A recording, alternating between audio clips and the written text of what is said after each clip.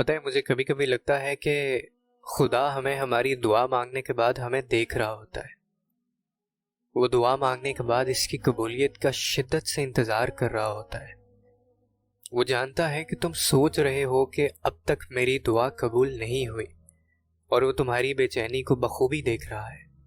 وہ دیکھ رہا ہے کہ میرا بندہ دیری کو کہیں انکار تو نہیں سمجھ رہا، کیونکہ وہ جانتا ہے کہ انسان ایسا کرے گا، کیونکہ انسان تو مایوس ہو جاتا ہے۔ لیکن اللہ دیر بھی اسی کے لیے کر رہا ہوتا ہے تاکہ وہ ہمیں یہ بتا دے کہ دیری کا مطلب انکار نہیں ہوتا، بلکہ اس میں بھی اس کی مصلحت شامل ہوتی ہے، اور بے شک اللہ کی مصلحتیں صرف وہی بخوبی جانتا ہے۔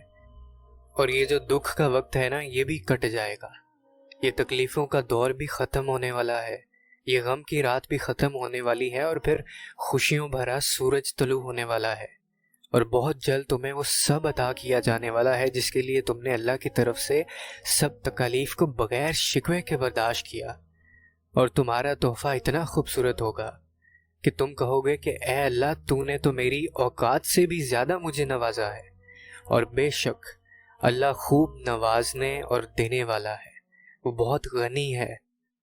اور یقین مانو، جب تم اس کی طرف سے آزمائش میں ڈالے جاتے ہو نا، تو وہ تمہیں اپنے لاڈلے بندوں میں شمار کرنا چاہتا ہے۔ وہ تمہارے دل میں اس یقین کو پختہ کر دینا چاہتا ہے کہ اس آزمائش میں بھی میرے رب کی مصلحت ہے۔ اور جب تمہارا یقین پختہ ہو جاتا ہے نا، تو پھر تمہیں آزمائشوں سے خوف نہیں آتا، پھر تمہیں کسی بات کا ملال نہیں ہوتا، پھر تم اس کی رضاؤں میں راضی ہونے لگتے ہو، اور جانتے ہو تمہارا رب اس بات پر کتنا خوش ہوتا ہے۔